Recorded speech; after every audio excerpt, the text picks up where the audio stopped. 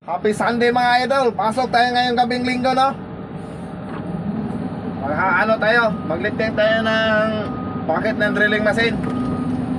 Dalhin doon natin doon sa sa unit, no?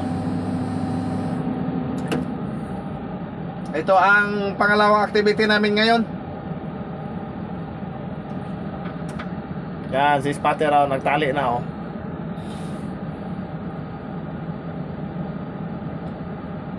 1.5 meter na bucket na to. Mamaya dalhin natin sa dulo para makapag-umpisa na sila mag-drill. So ngayon tapos na, ilipin na natin. Ay, dito pala.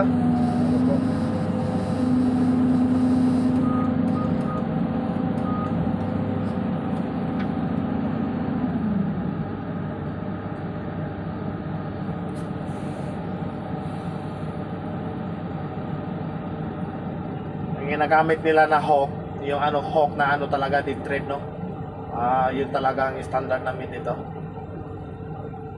Para di talaga mabitiwan.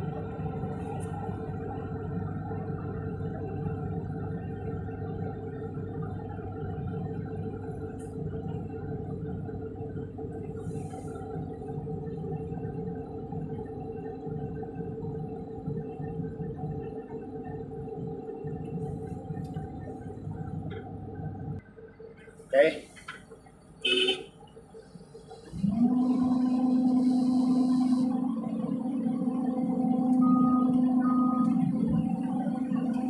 May tao daw.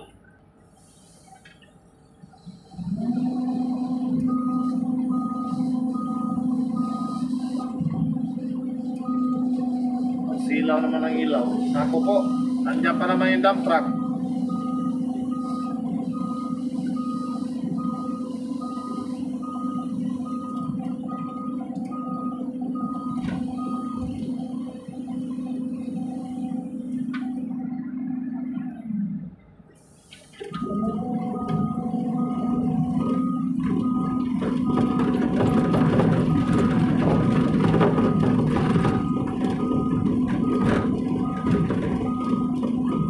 Palagi ito pinalitan ng ngipin. Matigas siguro din sa baba, no?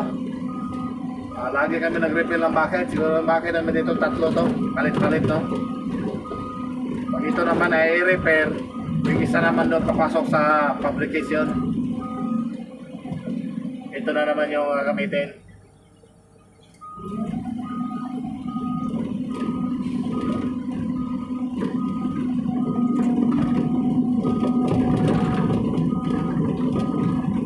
Ito talaga yung gawain ko dito mga idol, araw-araw. Araw-araw, gabi-gabi. Ngayon pag gabi-gabi, ito yung gawain namin. So dito natin ilagay sa sa malapit na drilling machine para maabot niya, no? Yan. Okay.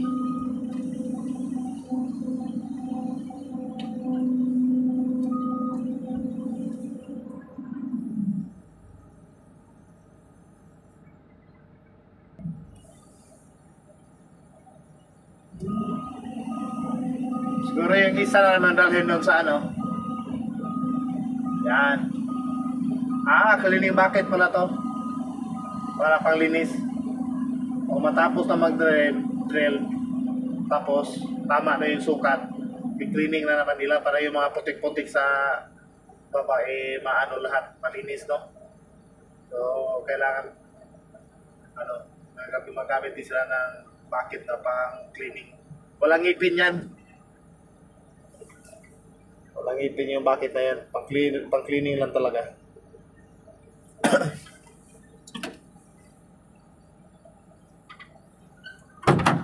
Doon sila mag-drill, oh.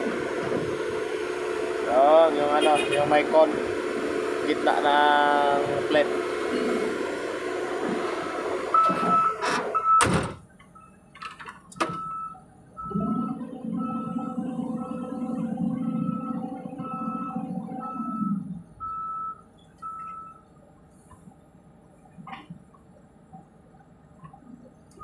Hindi pa tong isa kasi yan, nakasagabal yan.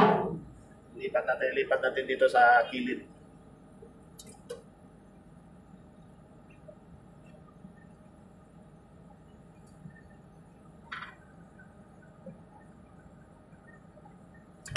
Okay, ayos.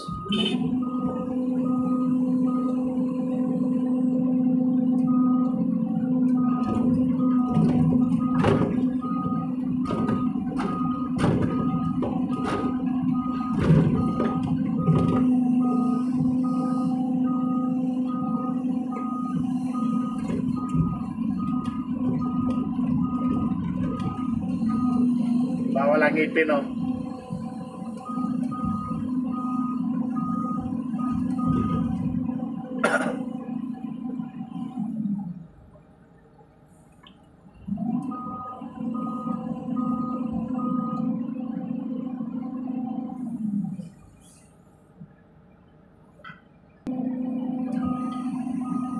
Okay.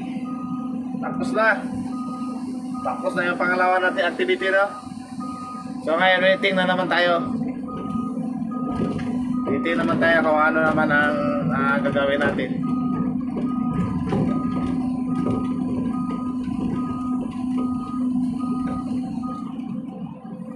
So dito lang tayo mga guys, no?